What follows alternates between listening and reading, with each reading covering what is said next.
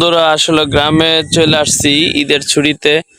তো আসলে গ্রামে এসে দেখলাম যে গ্রামের পরিবেশগুলো তো অনেক ভালো লাগছে। তো মূলত আসলে বৃষ্টি হয়েছে প্রচুর পরিমাণে।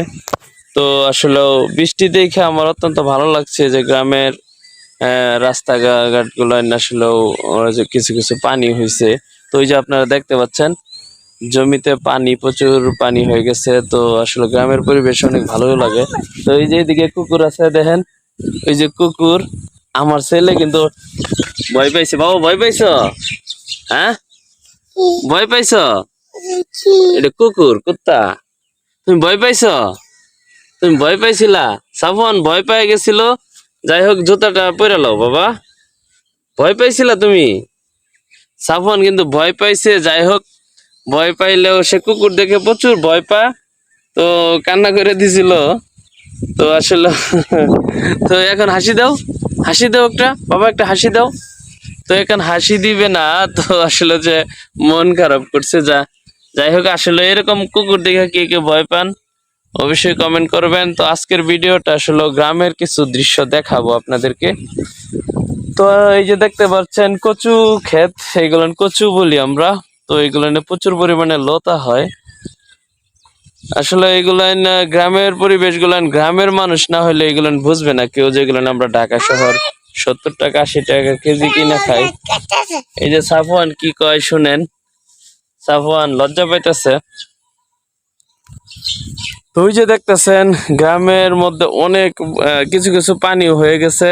তো ওই ওই যে দেখতে পাচ্ছেন একটা বাড়ি। তো ওইটা আসলেও আমাদের পাশের গ্রাম। তো আমি পাশের গ্রামে চলে আসছি।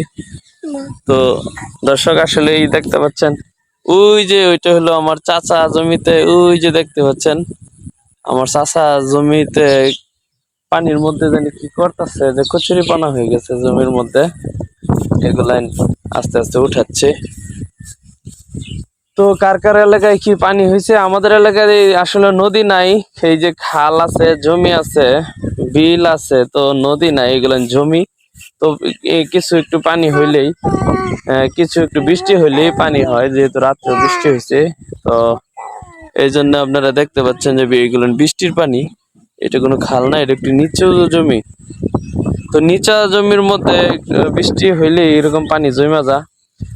তো অনেকেই ধানের আবাদ করছে, আমার চাচাও এই জমিতে আবাদ করছে। তো আরো অনেক জমি দেখেনি যে খালি পড়ে রয়েছে, ঘাস আর ঘাস।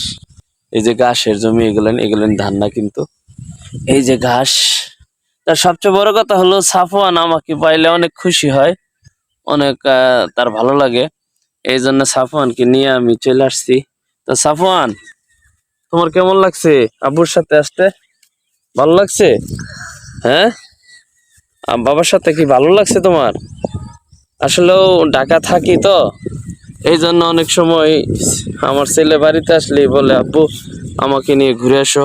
তো আমাদের গ্রামগুলান কেমন লাগলো সবাই একটু কমেন্ট করে জানাবেন। ওই যে দেখতে পাচ্ছেন পিছনের যে পরিবেশ গুলান, তো এই যে দেখতে পাচ্ছেন। তো অবশ্যই জানাবেন, আর গ্রামের ভিডিওগুলো সবাই দিবেন।